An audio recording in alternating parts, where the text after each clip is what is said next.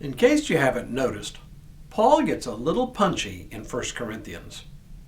The last couple of days we've seen him deal with a question that at first glance has little or nothing to do with us today, the question of eating meat sacrificed to idols. Since no one we know practices ritual animal sacrifice, let alone sells the meat in a market, this just isn't a live issue for us. But as I hope you're beginning to see, Paul's underlying principle really does apply to us today. Hello, I'm Stuart Baskin, pastor of First Presbyterian Church of Tyler, Texas. And this is your daily devotional for Thursday, March 27th, 2025. At the beginning of 1 Corinthians chapter 9, Paul seems to shift gears, to change subjects. However, as we continue to follow his train of thought, this new topic has everything to do with how he approaches the topic of eating meat sacrificed to idols, though he doesn't actually refer to it again until well into chapter 10. The real issue for Paul isn't about meat, though.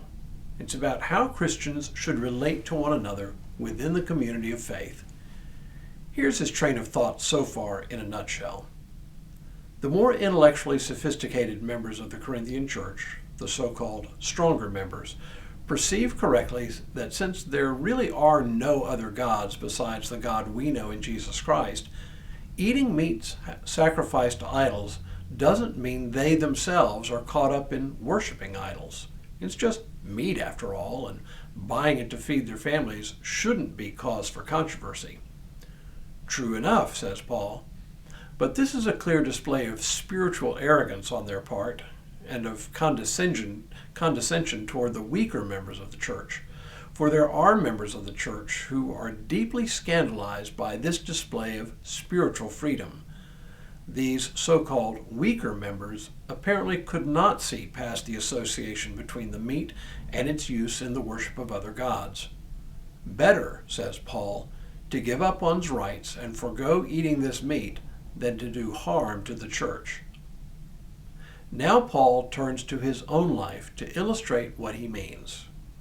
As an itinerant preacher, Paul had to make some decisions about how to support himself in his work as an apostle.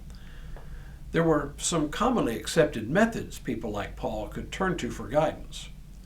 According to one scholar, evangelists like Paul were similar to Greek philosophers of the time who made a living not through a trade, but by teaching.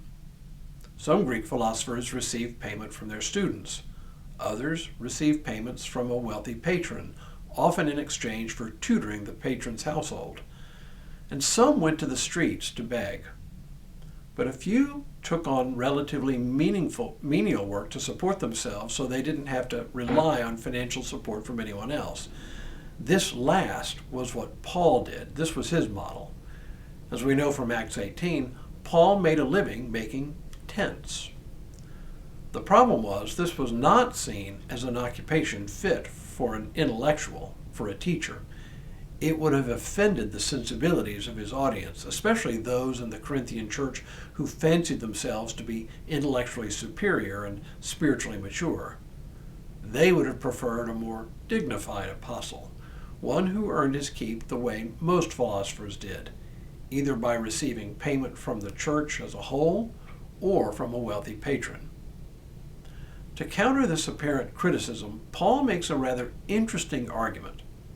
First, he asserts at the beginning of 1 Corinthians 9 that he indeed has every right to receive payment from the Corinthians for his work among them. He supports his claim by appealing to the common practice as well as by referring to the Old Testament. He asks the rhetorical question, who plants a vineyard and does not eat any of its fruit? Or who tends a flock and does not get any of its milk? The answer, of course, is that laborers deserve a share in their fruits and in the fruits of their labor. He has every right to receive payment from them. But wait, doesn't this simply affirm what they think he ought to do? Well, having asserted his right to be paid, Paul explains, nevertheless, we have not made use of this right, but we endure anything rather than put an obstacle in the way of the gospel of Christ. Do you not know that those who are employed in the temple service get their food from the temple, and those who serve at the altar share in what is sacrificed at the altar? In the same way, the Lord commanded that those who proclaim the gospel should get their living by the gospel. But I have made no use of any of these rights, nor am I writing this so that they may be applied to my case. Indeed, I would rather die than that. Okay, what he's saying here is that even though he has the right to be paid by the Corinthians, he has voluntarily given up his right and has chosen instead to make his own way for the sake of the gospel. It's a powerful case he makes, partly to refute his critics within the church, but also, as we will see, to make the case for why the stronger among the Corinthians should be willing to refrain from eating meat sacrificed to idols for the sake of the weaker in their midst. Like Paul, they certainly have the right to do it, but just because they have the right to do it doesn't mean they should. Just because they have the right doesn't make it right. It's a powerful principle for life in the Christian community. When we return tomorrow, Paul continues this line of reasoning with an athletic analogy.